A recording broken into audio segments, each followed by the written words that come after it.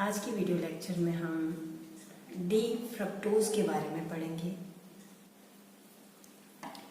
D fructose एक commonly known monosaccharides है। ये एक कीटो हेक्सोज है और कॉमनली फ्रूट्स में अवेलेबल होता है। ये लिबोरोटेटरी शुगर है क्योंकि प्लेन पोलराइज्ड लाइट को लेफ्ट की तरफ रोटेट करता है और इसीलिए हम इसे लेवुलोज भी कहते हैं। प्रिपरेशन किस तरह से किया जाएगा? अगर लेबोरेटरी में प्रिपेयर करना है हमें प्रिपरेशन, तो सुक्रोज के हाइड्रोलिसिस से सुक्रोज C12H22O11 इसको डाइल्यूट H2SO4 के साथ में बॉयल किया जाता है। तो ग्लूकोज प्लस फ्रक्टोज दोनों शुगर हमें मिलेंगी। जो एक्सेस ऑफ H2SO4 है इसको बेरियम कार्बोनेट के साथ में ट्रीट करके न्यूट्रलाइज कर दिया जाता है। उसके बाद में फ्रक्टोज को जब हम कैल्शियम हाइड्रोक्साइड के साथ ट्रीट करते हैं, कैल्शियम फ्रक्टोसेट बनेगा C6H11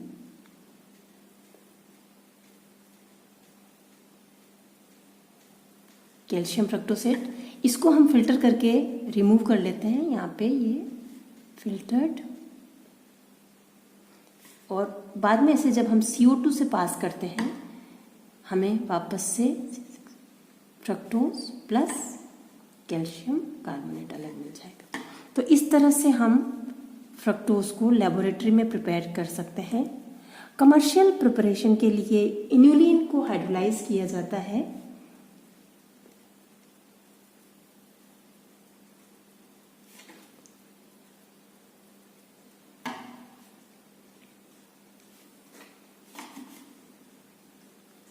H2SO4 की प्रेजेंस में ही किया जाता है।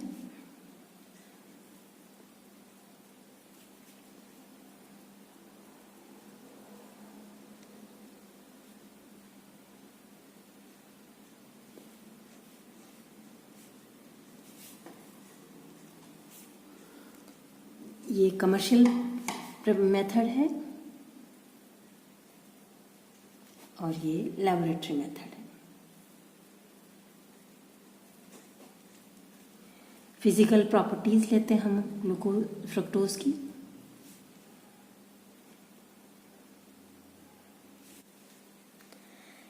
कलरलेस क्रिस्टलाइन सॉलिड है। मेल्टिंग पॉइंट इसका 102 डिग्री सेंटीग्रेड है। जितने भी शुगर्स नोन हैं, it is sweetest of all. सबसे ज़्यादा मीठा शुगर ये है। Soluble in water, Fairlie soluble in water और ईथर में इनसॉल्युबल इन ईथर। लिबोरोटेटरी है, शुरू में मैंने आपको बताया था, इसीलिए हम इसे लेवुलोज भी कहते हैं। और म्यूटा रोटेशन शो करता है।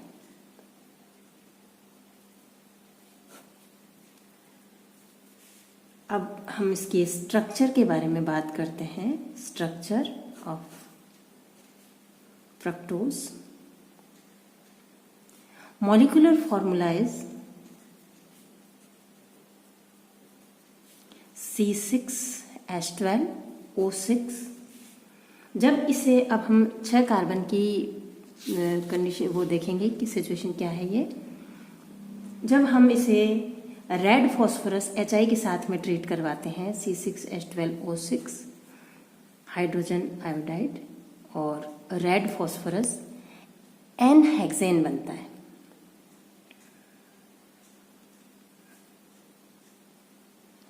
प्लस थोड़ा सा 2 आयोडो हेक्सेन भी बनता है।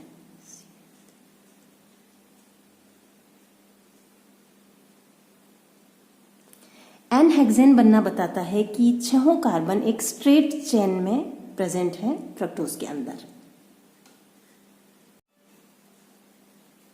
जब फ्रक्टोज का रिएक्शन हम एसिटिक एनहाइड्राइड के साथ में करवाते हैं इन प्रेजेंस ऑफ पिरिडीन,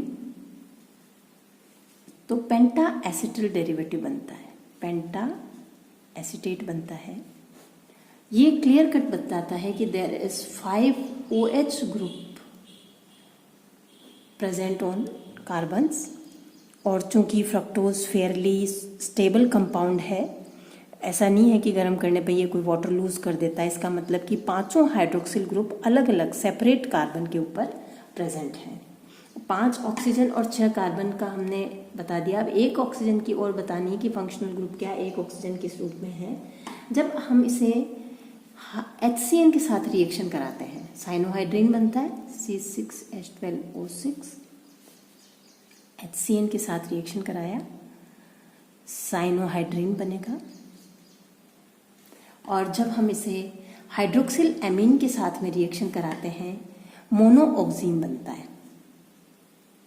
ये दोनों रिएक्शंस ये बताती हैं कि carbonyl group is present in fructose. लेकिन कार्बोनिल ग्रुप अब किस रूप में है, एल्डिहाइडिक है या कीटोनिक है, इसके लिए हम अलग रिएक्शन कराते हैं। जब फ्रक्टोज का रिएक्शन हम ब्रोमीन वाटर के साथ में कराते हैं, ब्रोमीन वाटर से इसे ऑक्सीडाइज करवाया जाता है, no reaction. Mild oxidising agent के साथ में ये रिएक्ट नहीं करता। तो इसका अर्थ ये है कि कार्बोनिल ग्रुप CHO नहीं है, एल्डिहाइडिक ग्रुप यहाँ पर नहीं है। अब जब आप इसे फ्रक्टोज से C6H12O6 स्ट्रॉन्ग ऑक्सीडाइजिंग एजेंट जैसे HNO3 के साथ में आपने ऑक्सीडाइज करवाया इसको, एक तो बनेगा trihydroxy glutaric acid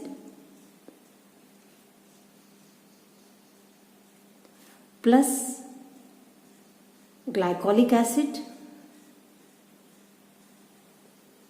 plus tartaric acid.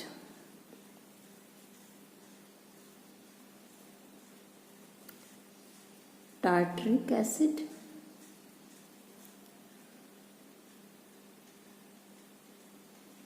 ये ट्राईहाइड्रोक्सी ग्लूटेरिक एसिड। यहां आप देख रहे हैं किसी भी एसिड के अंदर पूरे 6 कार्बन्स नहीं हैं। इसका मतलब ये कि जब हम इसे ऑक्सीडाइज कराते हैं तो कार्बोनिल ग्रुप की जगह से चेन रप्चर हो जाती है। अब ये तो कंफर्म हो गया कि ये carbonyl group as ketonic sugar है, ये कीटोनिक फॉर्म में है। अब हम देखते हैं कि कीटोनिक ग्रुप की पोजीशन क्या है। जब इसे पार्शियली रिड्यूस करवाया जाता है फ्रक्टोज को, सोडियम अमलगम एंड, तो हमें डी सॉल्बिटॉल और डी मैनोज मिलते हैं, 2 एपिमर्स।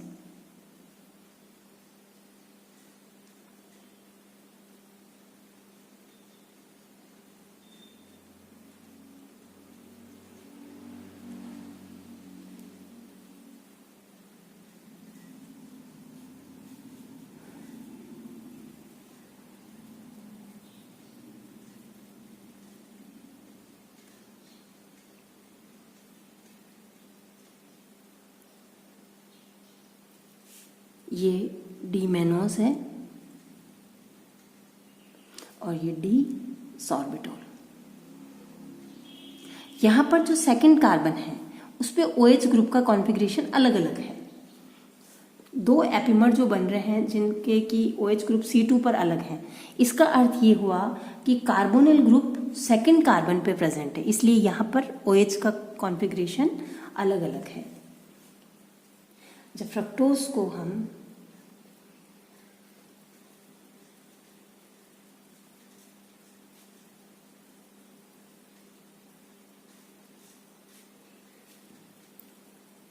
HCN के साथ ट्रीट कर रहे हैं,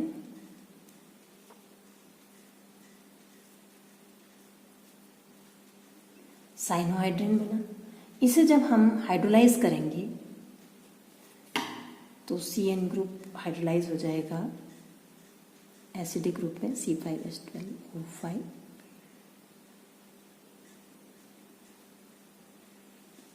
और इसे जब HI के साथ रिड्यूस करवाया जाता है 2-मेथिल हेक्सेनोइक एसिड बनता है।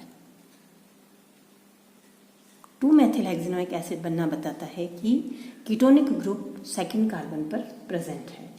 अब इन रिएक्शंस के आधार पर हम कुछ कंक्लूजन ड्रॉ कर सकते हैं। कार्बोनिल ग्रुप 2 पोजीशन पर है, straight chain of 6 carbon atom, 5 hydroxyl groups हैं जो कि सारे सेपरेट कार्बन पर प्रेजेंट हैं। इन सारे ऑब्जर्वेशंस के आधार पर हम फ्रक्टोज का जो स्ट्रक्चर दे सकते हैं, सेकेंड कार्बन पे कार्बोनिल,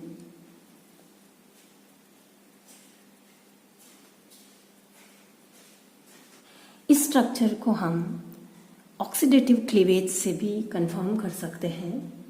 जब हम इसका ऑक्सीडेटिव क्लीवेज कराते हैं पैरायोडिक एसिड के साथ में, जो दोनों प्राइमरी अल्कोहलिक ग्रुप हैं ये एल्डिहाइड फॉर्मल्डिहाइड में ऑक्सीडाइज होंगे।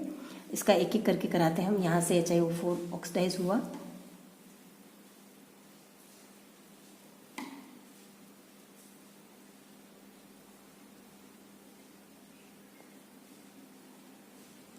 प्लस एक फॉर्मल्डिहाइड का मॉलिक्यूल बना।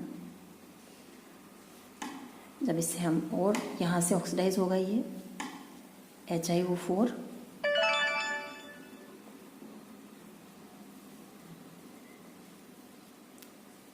प्लस ये फॉर्मिक एसिड बन जाएगा। इससे फर्दर आपने यहाँ पर नेक्स्ट स्टेप में HiO4 यहाँ आएगा,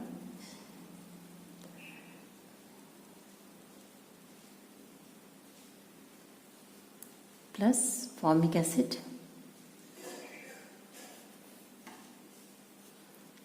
HiO4 से रिएक्ट कराएंगे।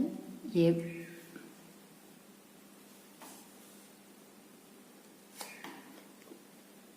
फॉर्मल्डिहाइड बनेगा एक, तो HCHO जो प्राइमरी अल्कोहलिक ग्रुप है, ये HCOOH और जो CO है ये कार्बन डाइऑक्साइड में ऑक्सीडाइज हो जाएगा।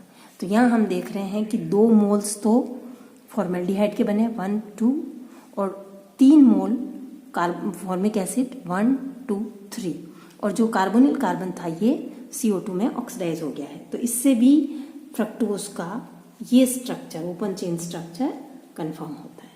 Thank you.